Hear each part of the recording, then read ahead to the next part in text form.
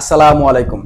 HSC 2025 সালের শিক্ষার্থী বন্ধুরা, তোমাদের জাস্ট 3টা সৃজনশীল আমি দিচ্ছি হিসাব বিজ্ঞান দ্বিতীয় পত্রের 4র্থ অধ্যায়ের উপরে, যৌথ মূলধনী কোম্পানির মূলধন, বা তোমরা অনেকে এটাকে শেয়ার ইস্যু বলো।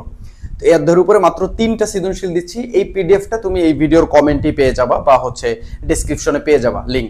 তুমি এটা জাস্ট ডাউনলোড করবা এবং এই 3টা প্রশ্ন, এই যে 3টা প্রশ্ন, এই যে আমি ধারাবাহিকভাবে দেখাচ্ছি, এটা হচ্ছে ঢাকা বোর্ড 24, সিলেট বোর্ড 24, আর এটা মূলত সিলেট বোর্ড 22। আমি এখানে একটু ভুল লিখছি, এটা মূলত হবে সিলেট বোর্ড 2022। তো এই কোশ্চেন 3টা যদি তুমি নিজে নিজে করতে পারো, গ্যারান্টি দিয়ে আমি তোমাদের বলতেছি, এইচএসসি 2025 ব্যাচ পরীক্ষার হলে যে তুমি যাবা, তোমাদের যে বোর্ডের স্টুডেন্ট হও না কেন, এই 3টা সৃজনশীলে যে নিয়মগুলো আলোচনা করা হয়েছে হুবহু এই 3টা সৃজনশীল থেকে তুমি 2টা সৃজনশীল কমন পাবা।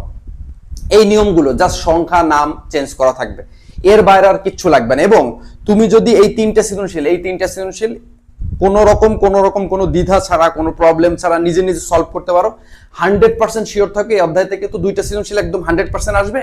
এটা একদম শিওর থাকে এই অধ্যায় থেকে 20 মার্ক 2টা সৃজনশীল কমন পাবে। এটা একটা ইজি একটা অধ্যায়।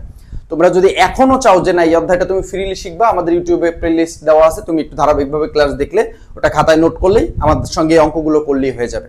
তো আমি ধারাবাহিকভাবে আগের 2টা কোশ্চেন সলভ করে দিছি। আজকের এই কোশ্চেনটা কিন্তু মোস্ট ইম্পর্টেন্ট, কারণ আজকের কোশ্চেন কিন্তু পার্সেন্টেজ আলা অঙ্ক। এই পার্সেন্টেজ নিয়ে কিন্তু তোমাদের সমস্যা হয়। তো চলো আমি এটা তোমাদের বিস্তারিত ব্যাখ্যা করে দিচ্ছি। তো দেখো, এই কোশ্চেনটা কিন্তু সিলেট বোর্ড 2022 সালে আসছে। ফাইজার কোম্পানি লিমিটেডের প্রতিটি, আমরা একটু প্রশ্নটা উদ্দীপক পরে দেখি যে উদ্দীপকে কি কি উপাদান দেওয়া আছে বা কি কি বলছে, ঠিক আছে? আচ্ছা আচ্ছা এটা দেখি। হ্যাঁ, ফাইজার কোম্পানি লিমিটেড প্রতিটি 10 টাকা মূল্যের, তাহলে এক একটা শেয়ারের দাম কত? 10 টাকা। এরকম তার কত? 2 লাখ শেয়ারে বিভক্ত। এই 2 লাখ গুণ 10 দিলে হয় হচ্ছে 20 লাখ টাকা। অনুমোদিত মূলধন নিয়ে নিবন্ধিত হয় কোম্পানি 20% অবহারে। কত পার্সেন্ট অবহারে? 20% অবহারে। তাহলে 10 টাকার 20% করলে হয় 2 টাকা। তাহলে 10 টাকা থেকে 2 টাকা গেলে কত টাকা থাকে? 10 টাকা থেকে 2 টাকা গেলে থাকে 8 টাকা। অবহারে অনুমোদিত মূলধনের 70% বিক্রয়ের উদ্দেশ্যে ইস্যু করে। তার মানে ইস্যু করে কত পার্সেন্ট? 70%। এখন দেখেন তার টোটাল শেয়ার আছে কত, একটু বোঝার চেষ্টা করেন। তার টোটাল শেয়ার আছে কিন্তু আপনার হচ্ছে, তার টোটাল শেয়ার আছে হচ্ছে 2 লাখ শেয়ার। এই 2 লাখের সে কত পার্সেন্ট ইস্যু করছে? 70% সে ইস্যু করলে, এই 70% ইস্যু করছে। তাহলে 2 লাখের যদি 70% ইস্যু করে, তাহলে কতগুলো শেয়ার সে অ্যাকচুয়ালি ইস্যু করলো? তাহলে 2 লাখের 70% করলে হয় 1,40,000 শেয়ার। তাহলে এই 1,40,000 শেয়ার সে বেসিক্যালি কি করছে? ইস্যু করছে। কি করছে? ইস্যু করলো। তার মানে সে এই 2 লাখ শেয়ারের 1,40,000 শেয়ার সে বিক্রির উদ্দেশ্যে কি করতে চায়? ইস্যু করতে চায়। ইস্যু করলো 1,40,000 শেয়ার। এখন এই জিনিসটা আপনাকে আগে বুঝতে হবে। 70% বলতে এখানে এই যে 70% শেয়ার যে ইস্যু করছে, এই যে 70% শেয়ার কি করছে? এটা বেসিক্যালি ইস্যু করছে।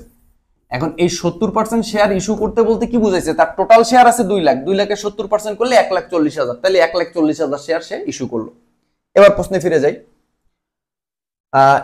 ইস্যুকৃত শেয়ার মানে, ইস্যুকৃত শেয়ার বলতে কি বুঝাইছে? এখানে একটা একটু মাথায় রাখতে হবে। ইস্যুকৃত শেয়ার বলতে বুঝাইছে তার যে ওই যে 1,40,000 শেয়ার সে বাজারে ইস্যু করছে, 1,40,000 শেয়ার।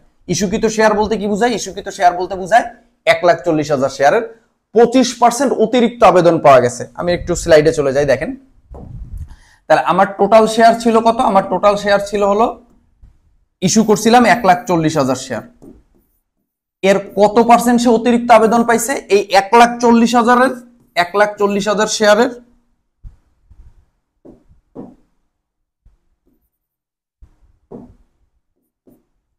1,40,000 শেয়ারের কত?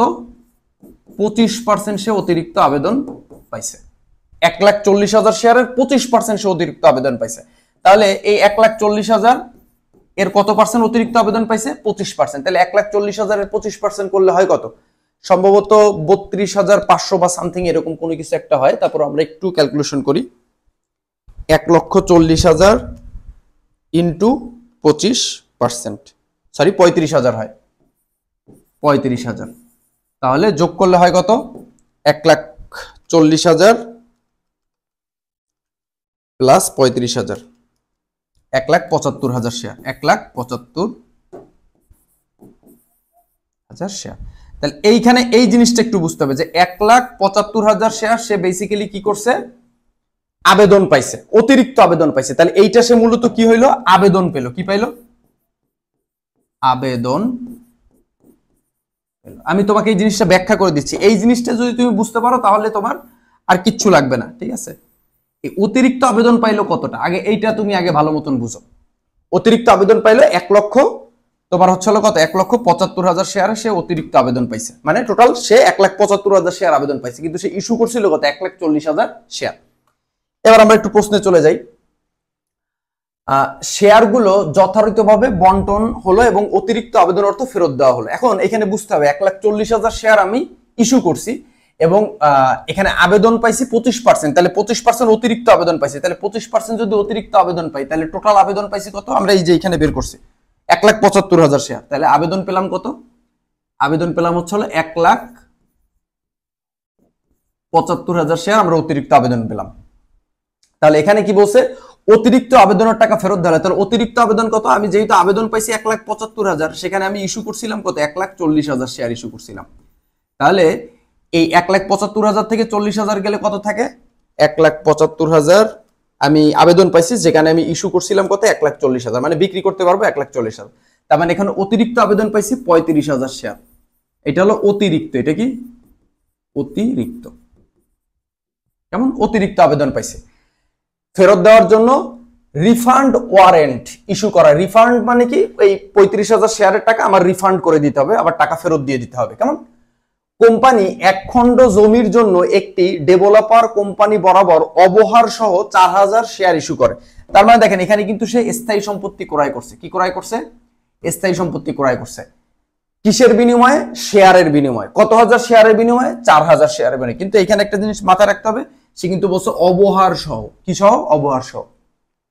প্রশ্নের ক দাগে বলছে জমির ক্রয় মূল্য নির্ণয় করো। তো চলেন আমরা জমির ক্রয় মূল্য নির্ণয় করি। তো আমরা ক দাগ দিয়ে সুন্দর মতন লিখবো জমির ক্রয় মূল্য নির্ণয়, জমির ক্রয় মূল্য নির্ণয়। এখন দেখেন এখানে তার শেয়ার কত, কত হাজার শেয়ার, 4,000 শেয়ার, বুঝেন কিন্তু, ইনটু, হ্যাঁ। এখন এইখানে একটু বোঝা আছে, তার শেয়ারের লিখিত মূল্য ছিল কয় টাকা, 10 টাকা। এখন এখানে যেহেতু অবহার আছে, অবহার কয় টাকা আছে, 2 টাকা আছে। এখানে কিন্তু প্রশ্নে কিন্তু বলে দিছে একদম সুন্দর মতন যে অবহার সহ, তার মানে শেয়ারের লিখিত মূল্য হলো 10 টাকা, এর 20% করলে হয় কত, 2 টাকা। তাহলে 10 টাকা থেকে 2 টাকা গেলে কত থাকে, অবহার, যেহেতু অবহার মানে কি দাম কম, তার মানে বিয়োগ দিতে হবে। তাহলে 10,000 থেকে 10 টাকা থেকে 2 টাকা গেলে কত থাকে, 8 টাকা। তার মানে এখানে আমার অ্যাকচুয়াল দাম থাকতেছে কত, 8 টাকা। এবার আমরা এটা আপনার হচ্ছে হলো সেকেন্ড ব্র্যাকেটের ভিতর ক্লোজ করে দিই। আমরা চাইলে এইটাও একটু সরাই ফেলতে পারি, সেকেন্ড ব্র্যাকেট দিয়ে দিলাম। কেমন,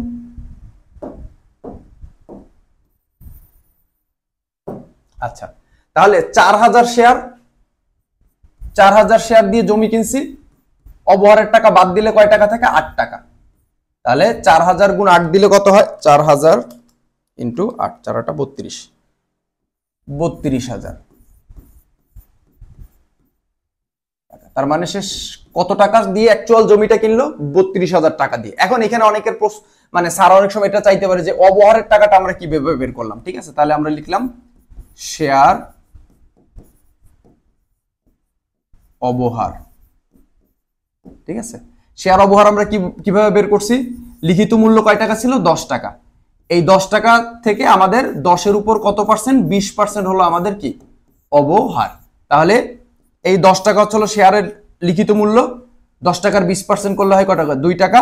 তাহলে আমাদের, ঠিক আছে, শেয়ার অবহার, অবহার হচ্ছিল আমাদের অবহার, শেয়ার অবহার বাদে মূল্য, এটা লিখে দিই, এটা মূলত। ঠিক আছে, অবহার বাদে মূল্য হচ্ছিল 8 টাকা, তাহলে আমরা এসে 8 টাকা এখানে লিখছি।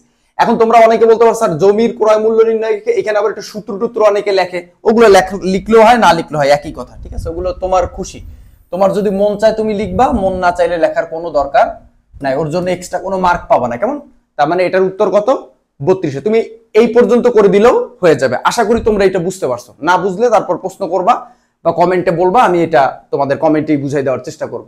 ঠিক আছে, আচ্ছা, এটা ছিল ক দাগ। এবার আসো খ দাগে কি বলছে, ফাইজার কোম্পানি হিসাবের বইতে প্রয়োজনীয় জাবেদা দাখিলা দাও। এখানে কিন্তু জাবেদা দিতে বলছে, কি দাখিলা?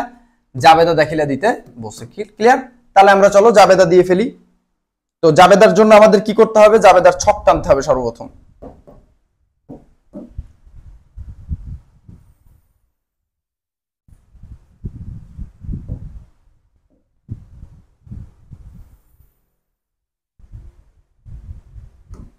আচ্ছা, এই অধ্যায়ের জন্য কিন্তু আমি বলেছি এই অধ্যায়ে কিন্তু সর্বমোট 5টা জাবেদা আছে, ঠিক আছে? 1 নাম্বার জাবেদা ছিল শেয়ার আবেদনের জাবেদা, 2 নাম্বার জাবেদা ছিল শেয়ার আবেদনের অর্থ মূলধনে স্থানান্তরের জাবেদা, 3 নাম্বার জাবেদা ছিল হচ্ছে অতিরিক্ত আবেদন ফেরতের জাবেদা, 4 নাম্বার ছিল সকল প্রকার খরচের জাবেদা এবং 5 নাম্বার হচ্ছে স্থায়ী সম্পত্তি ক্রয়ের জাবেদা। কেমন? আচ্ছা, আমরা প্রথমে লিখবো তারিখ। তারিখের কাজ থাকুক না থাকুক তারিখ লিখতে হবে। এরপর লিখবো হচ্ছে এখানে লিখবো হিসাবের শিরোনাম ও ব্যাখ্যা।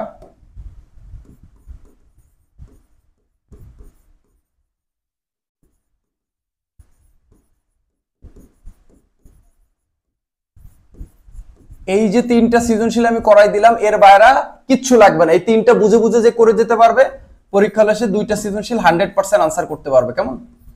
এটা একদম 100% শিওর থাকেন, ঠিক আছে? এর বাইরে কিচ্ছু আসবে না।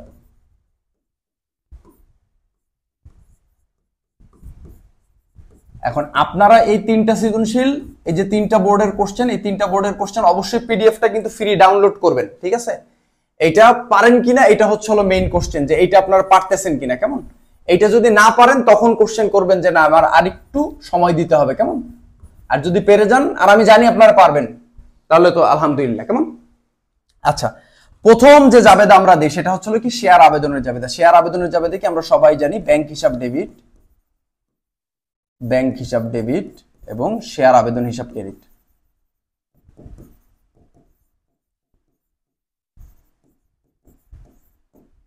আচ্ছা, আবেদন করছিল কতগুলো আমরা এটা কিন্তু জানি, যে আবেদন করছিল হচ্ছে এই যে দেখেন 1,75,000 শেয়ারের আবেদন পাওয়া গেছে। কত?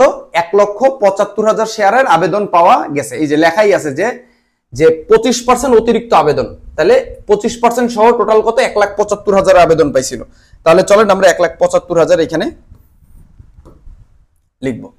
1,75,000, তাহলে আবেদন করবে, আমি যেহেতু দাম কমাই দিছি, শেয়ারের দাম তো এখন 8 টাকা, তাহলে 8 টাকা ধরে আবেদন করবে। তাহলে 1,75,000 ইন্টু 8 করলে হয় কত? 14 লাখ টাকা।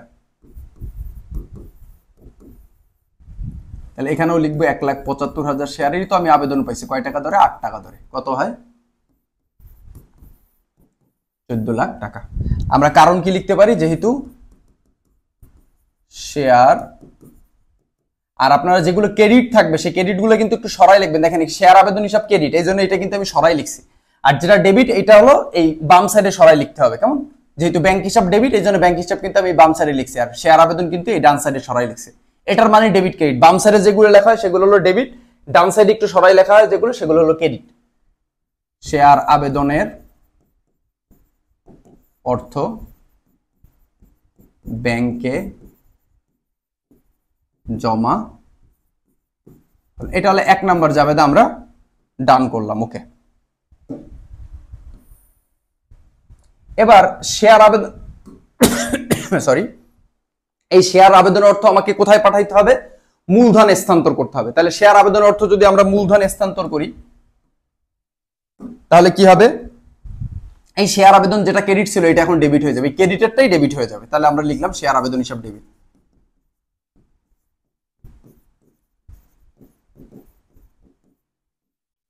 $1,75,000 ইন্টু 8 কত?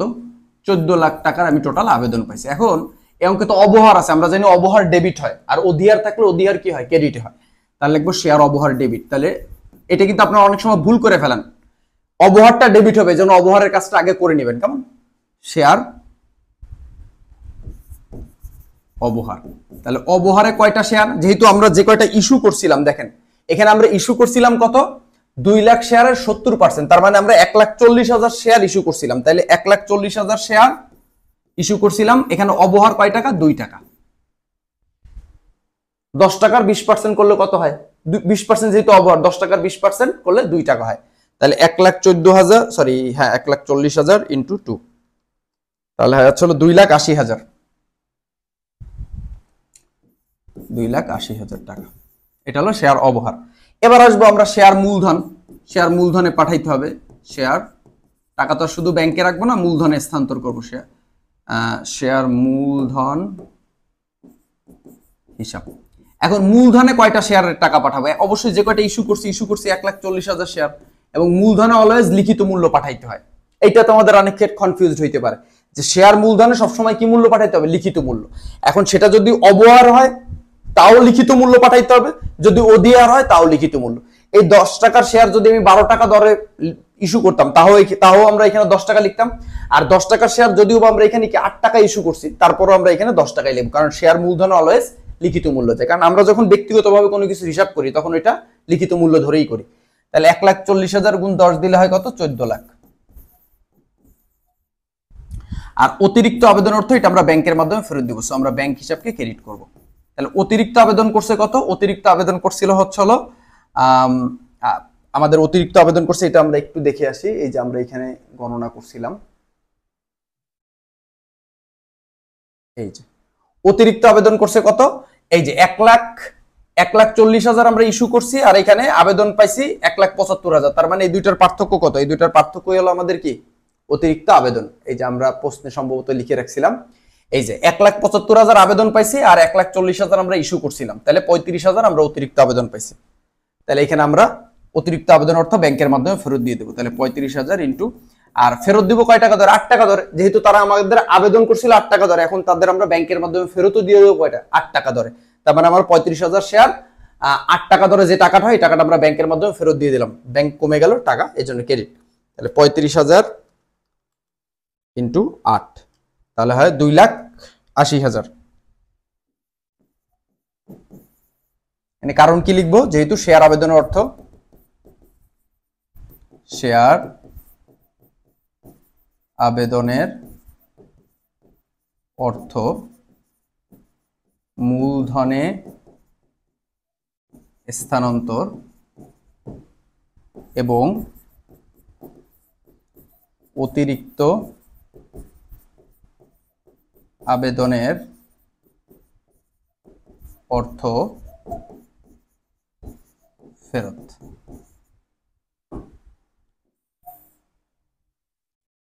অলরাইট, না বুঝতে পারলে আমাকে অবশ্যই একটু কমেন্ট করবেন, ঠিক আছে? এখন লাস্ট যে জাবেদাটা সেটা আমি কি দিব?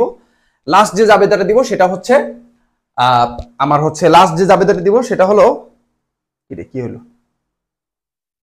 লাস্ট যে জাবেদা দিব সেটা হচ্ছে হলো স্থায়ী সম্পত্তি ক্রয়ের জাবেদা। এখানে কিন্তু আমরা একটা স্থায়ী সম্পত্তি ক্রয় করছিলাম। কি ক্রয় করছিলাম? জমি ক্রয় করছিলাম। তাহলে জমি ক্রয় করলে জমি হিসাব ডেবিট। যে স্থায়ী সম্পত্তি ক্রয় করব সেই সম্পত্তিটা আমাদের বেড়ে গেল, সেটাকে আমরা ডেবিট করব। কত হাজার শেয়ার দিয়ে? 4,000 শেয়ার দিয়ে আমরা জমিটা কিনছি। কয় টাকা শেয়ার?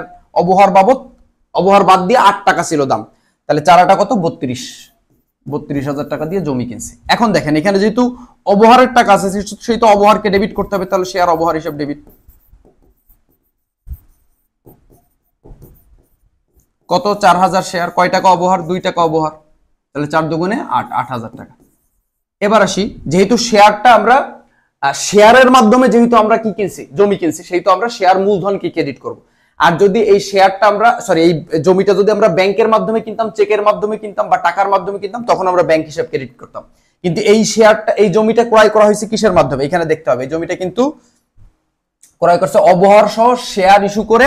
কি করছে? এক খণ্ড জমি ক্রয় করা হয়েছে, এক খণ্ড জমি ক্রয় করছে। তার মানে এখানে শেয়ার ইস্যু করে, মানে শেয়ার বিক্রি করে জমি ক্রয় করা হয়েছে। তার মানে শেয়ারের বিনিময়ে জমি ক্রয় করা হয়েছে।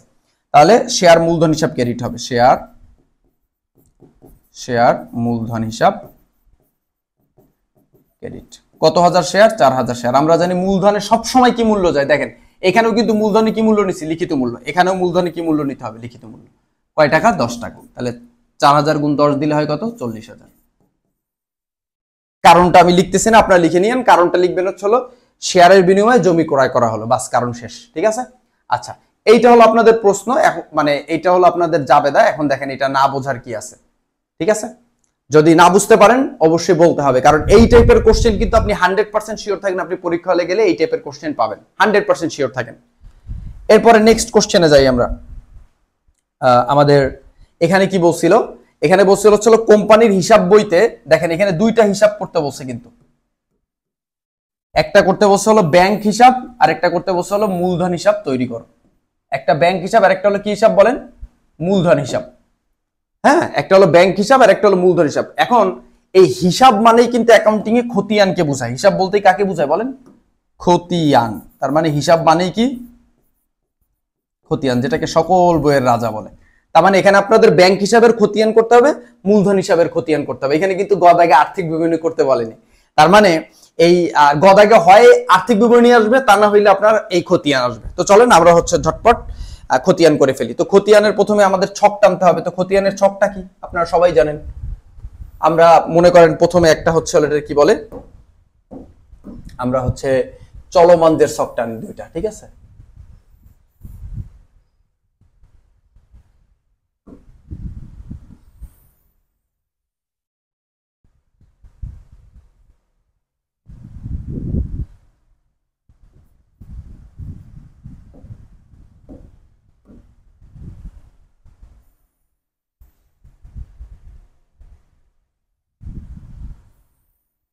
আমরা দুইটা চলমান, এটি টিসকে করলেও হবে, আপনার খুশি, যেটা আপনি কমফোর্ট ফিল করেন।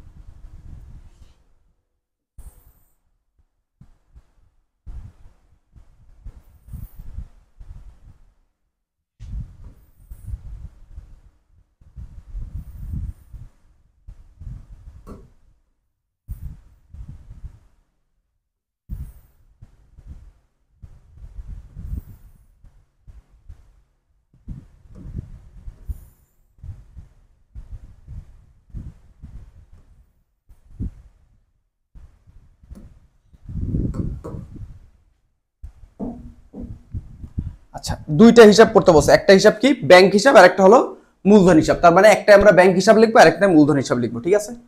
আচ্ছা, ফোন বন্ধ হয়ে যায় কিনা এটা বারবার চেক করতে হচ্ছে, ঠিক আছে। একটা হলো ব্যাংক হিসাব,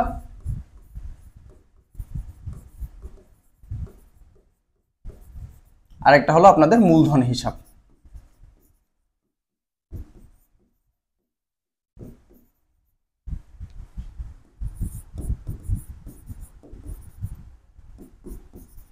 তারিখ, বিবরণ, জাপ্রি মানে জাবেদা পৃষ্ঠা,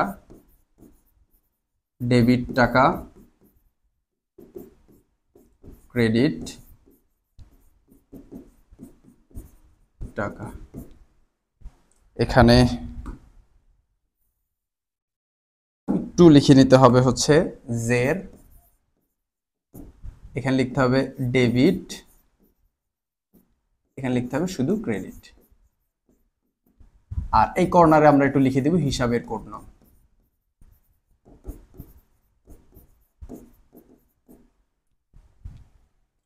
এখানে আমরা লিখব জের, ডেবিট, ক্রেডিট।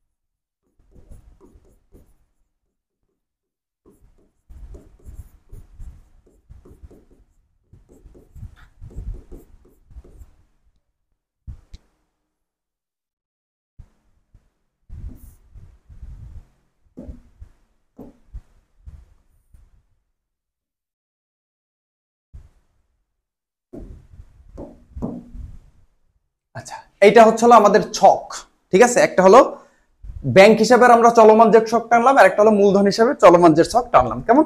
আচ্ছা, এবার হচ্ছে আমাদের জাবেদা দেখে দেখে হিসাবগুলো করতে হবে, ঠিক আছে। যেহেতু খতিয়ান, তার মানে মাস্ট বি আমাদের কি লাগবে, জাবেদা লাগবে, কেমন।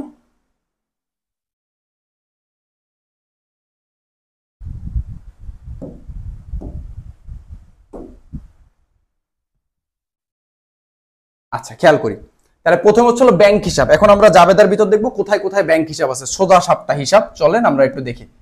এই যে এই একটা ব্যাংক হিসাব আছে, আর কই এই একটা ব্যাংক হিসাব আছে, এই দুইটা ব্যাংক হিসাব আছে, আর কোথাও ব্যাংক নেই, এই দুইটা ব্যাংক। তাহলে এই দুইটা ব্যাংক হিসাব, এই যে এই ডেবিটের 14 লাখ এইটা একটা ব্যাংক হিসাব, আর এই ক্রেডিটে দেওয়া আছে 2,80,000 টাকা ব্যাংক হিসাব। তাহলে এই দুইটা ব্যাংক হিসাব আমাদের এখানে নিলেই কাজ শেষ, এই ব্যাংক হিসাবের ভিতর নিলেই কাজ শেষ। এবার দেখি প্রথম ব্যাংক হিসাবটা কই রয়েছে, ডেবিটে রয়েছে, কত 14 লাখ। তাহলে আমরা 14 লাখ ডেবিটে লিখে দিই। এখন প্রথমটা যদি ডেবিটে বসে, এটা জেরের কলামেও ডেবিটেই বসবে। আর নাম লিখতে হবে অলওয়েজ কি নাম, বিপরীত নাম। তাহলে এই ব্যাংক হিসাবের বিপরীত নাম কি আছে, শেয়ার আবেদন হিসাব। তার মানে এখানে আমরা লিখবো শেয়ার আবেদন হিসাব।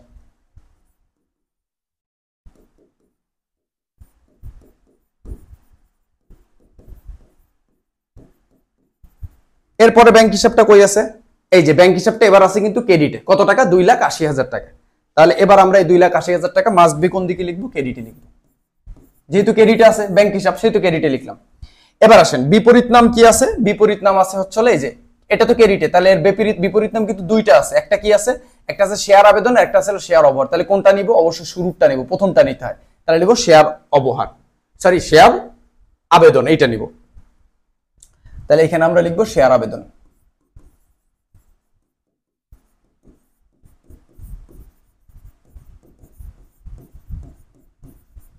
বেসিক্যালি আমরা এই যে শেয়ার আবেদন হিসাব, এই হিসাবটা নিলাম। এখন আপনারা বলতে পারেন অঙ্কের ভিতরে যে স্যার এখানে তো দুইটা শেয়ার আবেদন হিসাব হয়েছে, কোনো সমস্যা? কোনো সমস্যা নেই। কি সমস্যা? সমস্যা নেই। এবার দেখেন এই 14 লাখ আছে ডেবিটে, আর এই 2,80,000 আছে ক্রেডিটে। ডেবিট ক্রেডিট সবসময় কি হয়, বিয়োগ হয়, ভিন্ন রকম হইলে বিয়োগ হয়। তাহলে এটা আছে ডেবিটে, এটা আছে ক্রেডিটে, ভিন্ন রকম, তাহলে কি হবে, বিয়োগ হবে। তাহলে 14 লাখ মাইনাস 2,80,000 কত হয়, 11,20,000। তাহলে এই 11,20,000 টাকা আমরা ডেবিটে লিখে দেবো। কেন ডেবিটে? কারণ আমাদের ডেটটা বেসিক্যালি ডেবিট সাইডে, তার মানে আর কোনো ব্যাংক হিসাব নাই, তার মানে এইটাই উত্তর, 11,20,000। এবার আসেন শেয়ার মূলধন। এই শেয়ার মূলধনটা একটু কথা আছে, তো দেখেন অঙ্কের ভিতরে কোথায় কোথায় শেয়ার মূলধন রয়েছে একটু যদি খেয়াল করেন, দেখেন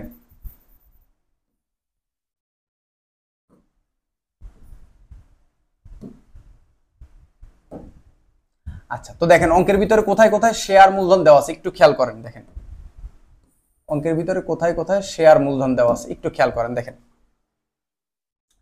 আমরা যদি একটু অঙ্কের ভিতর খেয়াল করি, অঙ্কের ভিতর এই একটা আছে শেয়ার মূলধন, এই আর কই আছে, এই একটা শেয়ার মূলধন আছে। এই অঙ্কের ভিতরে দুইটা শেয়ার মূলধন আছে। এই একটা আছে শেয়ার মূলধন ক্রেডিটে 14 লাখ, এই একটা শেয়ার মূলধন আছে 40,000 ক্রেডিটে, তার মানে দুইটা শেয়ার মূলধনই আছে ক্রেডিটে। এখন দেখেন এইখানে একটু পেজ গিয়ে আছে, তো প্রথম শেয়ার মূলধনটা ক্রেডিটে আছে কত টাকা, শেয়ার মূলধনটা আছে হলো কত, 14 লাখ টাকা। এই 14 লাখ টাকা আছে ক্রেডিটে। এখন দেখেন নাম লিখতে হবে কি নাম, এই দুইটা হিসাবে নিতে হবে, এইটা আর এইটা। এখন এইটা যেহেতু শেয়ার মূলধন 14 লাখ আছে ক্রেডিটে, তাহলে নাম লিখতে হবে বিপরীত নাম। এখন বিপরীত নাম আছে কিন্তু দুইটা, কি কি, শেয়ার আবেদন, শেয়ার অবহার। তাহলে বিপরীত নাম আগে লিখে নি। তাহলে এখানে লিখলাম শেয়ার আবেদন,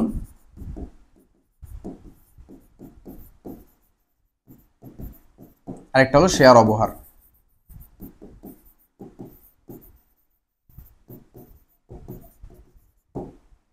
দুইটা হিসাব, একটা হলো শেয়ার আবেদন হিসাব, একটা হলো শেয়ার আবেদন হিসাব, আরেকটা হলো শেয়ার অবহার হিসাব। এখন এই যে দুইটা হিসাব, এই দুইটা হিসাব কি আমার এই 14 লাখের সমান হয়? এখানে কিন্তু প্যাস। এখন আমরা যখন শেয়ার মূলধনটা এই 14 লাখ নিব, তখন আমার নাম তো বিপরীত নাম লিখতে হবে। এখন বিপরীত নাম ডেবিটে আছে কয়টা, দুইটা, এখন এই দুইটাই নিতে হবে। তাহলে এখন এই দুইটা যদি আমরা নেই, তাহলে শেয়ার আবেদন, শেয়ার অবহার, তাহলে এই দুইটাই আমাকে নিতে হবে। এখন শেয়ার অবহারে কত টাকা আছে, 2,80,000। তাহলে এটা আমরা আগে লিখে দিই, 2,80,000। টাকাটা কি ডেবিটে লিখবো না ক্রেডিটে লিখবো, এই ডেবিট সাইডে লিখবো না ক্রেডিট সাইডে লিখবো? এখন এইটা একটা বড় প্রশ্ন। এখন দেখেন শেয়ার মূলধনটা আছে কোন দিকে, ক্রেডিট দিকে, তার মানে অবশ্যই টাকাটা কোন দিকে লিখতে হবে, ক্রেডিট দিকে লিখতে হবে। তাহলে ক্রেডিট দিকে কত লিখবো, 2,80,000 লিখলাম।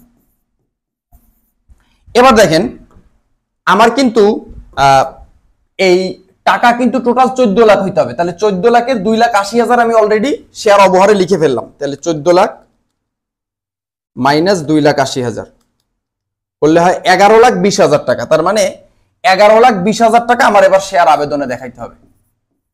এটা দেখাইতে হবে কোন সাইডে, ডেবিট সাইডে। এবার দেখেন এইটা যেহেতু ক্রেডিট সাইডে আছে, সরি এটা দেখাইতে হবে আমার কোন সাইডে, এই ক্রেডিট সাইডে। 11,20,000। এই 11,20,000 আমরা কিভাবে বের করলাম এটাই কিন্তু বুঝছেন, এখানে না বুঝতে পারলে কিন্তু ঝামেলা। 14 লাখের টাকা আমার ক্রেডিট সাইডে যাবে টোটাল। এখন এই 14 লাখ টাকা আমি ক্রেডিট সাইডে লিখবো, এই যে আমি কিন্তু এই দুইটা মিলাই লিখছি 14 লাখ, এই দুটো যোগ দিলে 14 লাখই হয়। এবার নাম লিখতে হবে কি নাম? বিপরীত নাম। এখন বিপরীত নাম কয়টা আছে? দুইটা, একটা আছে শেয়ার আবেদন, একটা আছে শেয়ার অবহার। এই জন্য আমি বিপরীত দুইটা নামও লিখলাম, দুইটা নামই লিখি, যেহেতু দুইটা আছে দুইটাই নিতে হবে। এবার এখানে যে শেয়ার অবহার আছে, শেয়ার অবহার আছে কত? 2,80,000। ভালো মতন খেয়াল করেন, এই 2,80,000 আমরা নিয়ে নিলাম, 2,80,000। এখন দেখেন এই ক্রেডিট সাইডে, এই যে ক্রেডিট সাইডে টোটাল হইতে হবে কত? 14 লাখ, কারণ শেয়ার মূলধনে আছে কত? 14 লাখ, তাহলে এখানে টোটাল হইতে হবে 14 লাখ।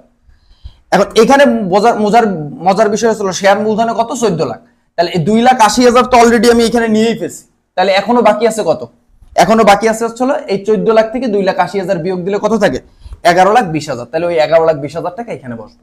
নাম লিখতে হবে কি? শেয়ার আবেদন যেটা রয়েছে সেটা। তাহলে এই 11,20,000 যেহেতু ক্রেডিটে আছে সেহেতু এটা জেরের কলামেও ক্রেডিট সাইডেই বসবে। এবার এটা ক্রেডিটে, এই 11,20,000 ক্রেডিটে আর এই 2,80,000 ক্রেডিটে, তাহলে ক্রেডিট কি হবে? যোগ হবে। তাহলে 11,20,000 এর সঙ্গে 2,80,000 আমরা যোগ দিয়ে দেবো, তাহলে যোগ দিলে হয় কত? 14 লাখ টাকা। এই দেখেন সেই টোটাল আমার কিন্তু 14 লাখ টাকাই হয়েছে। কেমন? আচ্ছা, এরপরেরটা আসেন, দেখেন এখানে শেয়ার মূলধন। তাহলে শেয়ার মূলধন কত? 40,000 টাকা। এখন এই 40,000 টাকা আমরা কোন দিকে লিখবো? শেয়ার মূলধন যেহেতু ক্রেডিট দিকে আছে 40,000, সেই তো আমাদের এখানে এই 40,000 টাকা ক্রেডিট সাইডে লিখতে হবে।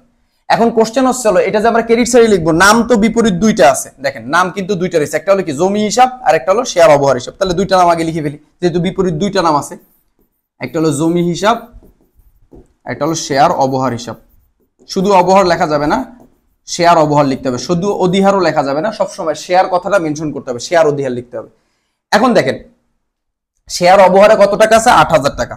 যেহেতু শেয়ার মূলধন ক্রেডিট দিকে, তাহলে শেয়ার অবহার 8,000 টাকা আমরা ক্রেডিট দিকে লিখলাম। এখন এইখানে দেখেন জমিতে কত আছে? 32,000 টাকা। তাহলে জমির এখানে আমরা লিখলাম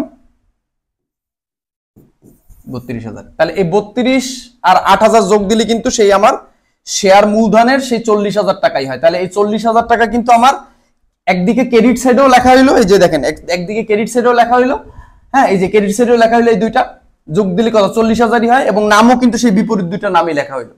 কেমন? আচ্ছা, এবার যদি আমরা একটু যোগ বিয়োগ করি, 14 লাখের সঙ্গে আমাদের যোগ দিতে হবে 32,000, যোগ দিলে হয় 14,32,000, এর সঙ্গে যোগ দিয়ে দিতে হবে 8,000, তাহলে হয় হলো 14,40,000। 14 লাখ।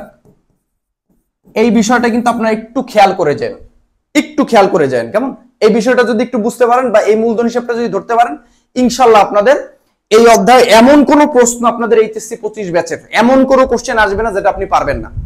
আমি জাস্ট খালি এই যে স্লাইডটা দিয়ে দিলাম, এই স্লাইডটা আপনি ভালো মতন বাসায় বসে প্র্যাকটিস করে চলে যান, এইচএসসি পরীক্ষা হলে চলে যাবেন। এই যে এইটা আর এই যে আজকে যেটা সলভ করলাম, এই তিনটা কোশ্চেন বাসায় বসে নিজে অবশ্যই খাতা কলম নিয়ে করবেন। আর আমার এই ক্লাসগুলো আপনাদের ভালো লাগতেছে কিনা একটু কমেন্টে মেনশন করবেন, জানাবেন, আমাদের লিখবেন যে স্যার হ্যাঁ এই ক্লাসগুলো আমরা করে অ্যাকচুয়ালি উপকার হচ্ছে। কারণ এই অধ্যায়ে কিন্তু 20 মার্ক আসবে, 100%, সব বোর্ডেই 20 মার্কের আসবে কোশ্চেন। সো একটা অধ্যায় ভালো মতন শিখলে তুমি ইজিলি 20টা মার্ক তুলতে পারবা। ঠিক আছে? কেন ভাই 100 মার্কের 20 মার্কই এই একটা অধ্যায়, ঠিক আছে?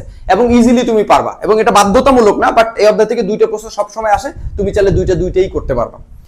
এখন কোশ্চেন হচ্ছে, মানে কথা হচ্ছে, যদি এই টাইপের অন্যান্য অধ্যায় এরকম ফ্রি পিডিএফ বা এইরকম ধারাবাহিক ক্লাস যদি দরকার হয়, যে 3-4টা অঙ্ক করলে পুরো অধ্যায়টা তোমার কভার হয়ে যাবে, কমেন্টের নিচে অবশ্যই তো লিখো যে হ্যাঁ স্যার এই ক্লাসগুলো করে আমাদের উপকার হচ্ছে বা আমাদের ক্ষতি হচ্ছে, এটাও লিখো। যদি ক্ষতি হয় আসলে সময় নষ্ট করি আমি তোমাদের, আর যদি উপকার হয় সেটাও লিখো।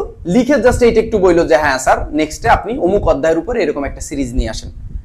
আর এমসিকিউর জন্য একটা মেগা কিছু তোমাদের জন্য ওয়েট করতেছে, জাস্ট খালি একটু দোয়া করো। খুব শীঘ্রই এমসিকিউ ক্লাসে দেখা হচ্ছে। আসসালামু আলাইকুম।